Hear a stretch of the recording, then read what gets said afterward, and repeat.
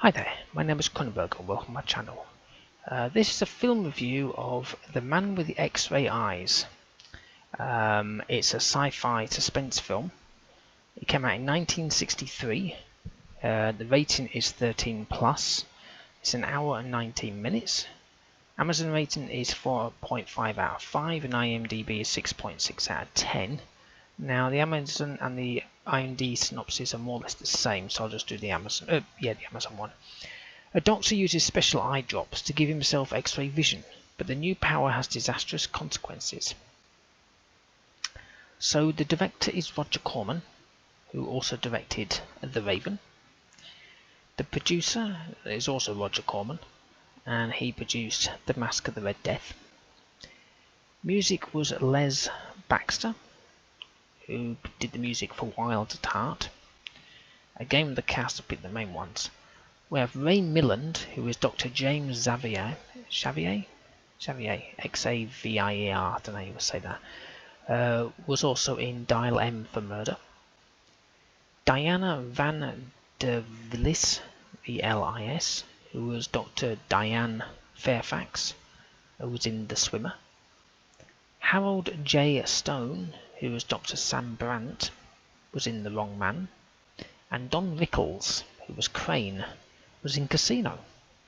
It's also known as X, and it was filmed in Los Angeles, Las Vegas, and Southern California. Now, it starts off with this eyeball, so basically as soon as the music kicks in, there's no credits as such, it's this eyeball for a good few minutes, just staring at this eyeball. I thought, okay, maybe a couple of seconds, no, a minute, right? It was about a minute, believe it or not. I was like, what the hell am I doing? Look, and then there's this spiral thing, you know, the hypnosis spiral you stare at and then you basically just go blind anyway, that thing. So that was about like just a few minutes.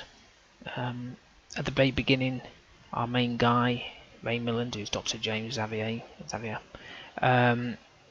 the eye test. And it's basically the old-fashioned eye test in the 60s. Which, strange enough, looks exactly like the eye test that you have nowadays, except of course some of it's electronic, but it's the same, so it's like we've certainly moved on from the times.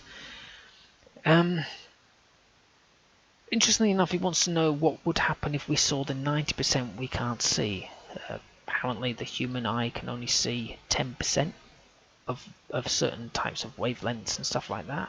I don't know if that's true or not, but I think it is, because animals and stuff can see more than we can. So yeah, it will be interesting to see what the other 90% is, or whatever it would be. Or would it? Not when you watch this film, I don't think so. We do learn about wavelengths in the light and stuff like that. It's quite interesting.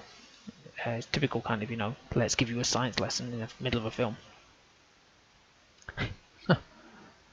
How can you tell a film is from the 60s or, you know, 70s or even 80s compared to now? Well, they're in the lab. There's loads of stuff going on, you know, things are bubbling through tubes, you know, liquid, test tubes, you know, that sort of stuff. A Bunsen burner. Well, the Bunsen burner's there for him to light a cigarette, hand it to Dr. Diane Fairfax, and they just sort of, both of them just smoke in the lab whilst they're doing the experiments. What could possibly be wrong with that?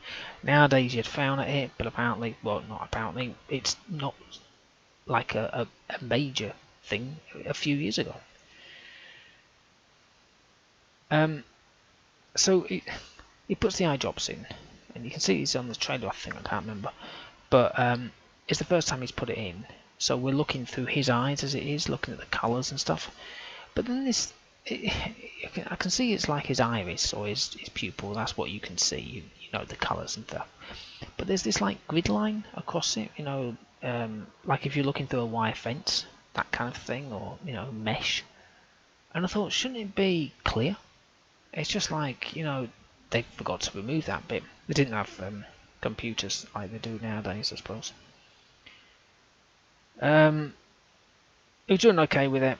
Then he added another couple of drops in just to, you know, see what would happen. He wanted more.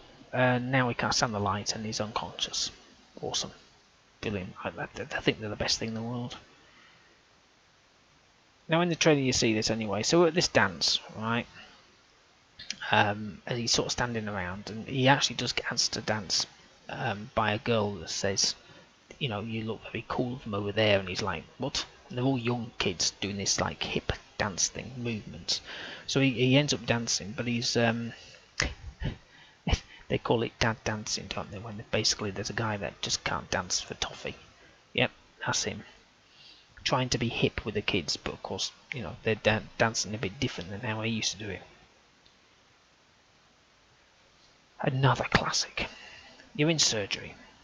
You've got your masks. You've got your gloves on. You're doing, I don't know, heart surgery or something like that. I'm assuming there's some blood about the place. We don't see any, but I'm assuming there is some. You know, it's all surgical, all clinical. You finish. Do you take your gloves off there and then to touch your hair, maybe scratch near your eye, maybe even just wipe your nose? Well, apparently not in these films. You just wear the same gloves that you've just been doing a full surgery with. Who would know? Music's okay. There's this wailing woman in the background, like, ah! It's like, what the hell's this? There's a scene that happens. Again, you kind of see it in the trailer a little bit. The police were quick there. Literally appeared in seconds, or I think about like 2 or 3 minutes. Of course, in the UK, all like this happened. Police will probably turn up in, I don't know, an hour, maybe 2, depending on whereabouts in the country you live and how rich it is. Not being stereotypical at all. Again, everyone hates this in the old films. I think you get it in modern day films, but they have a car chase or the car driving around, right? So first of all, in these type of films, you know that they're not in a bloody car. Well, they are, but not outside, because the scenery is just completely different to what they look like in the car, if you know what I mean. And then we have the speeding car, squealing of the tyres, wee, all the time. Even if he's just, I don't know, going over some gravel. Gravel, or I think I even heard it when he was going over grass.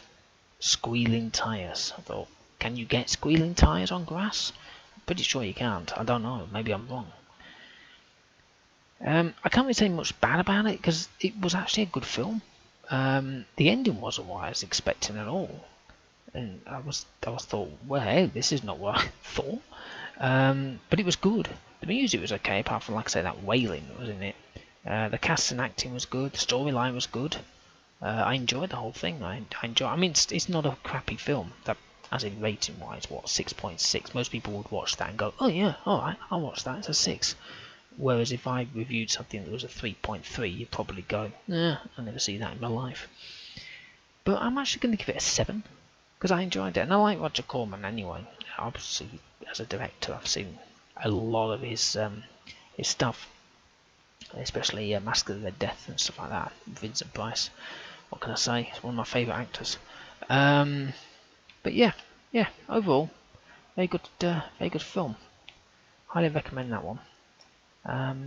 Yeah, well, hopefully you've enjoyed watching and listening to this film review of. Well, in Amazon it's called X, the man with the X-ray eyes. It's obviously called the man with the X-ray eyes, but it's alternatively called X. So Amazon's a bit of a two-liner there, but basically it's got X-ray eyes. That's all you need to know. And also they're kind of intermittent. It's bizarre when you watch them. It's just like, so you can't see all the time in X-ray, but sometimes you can. It's so weird.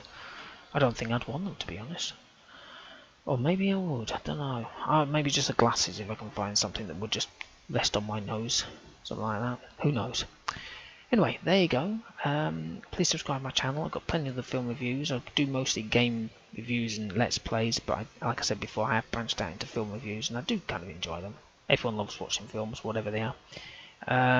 Give me a thumbs up if you like this video. Leave a comment in the comment box below if you watched this film. Did you enjoy it? Do you like the 60s films? Some people do, some people don't. But there you go. Okay, well, thank you and goodbye.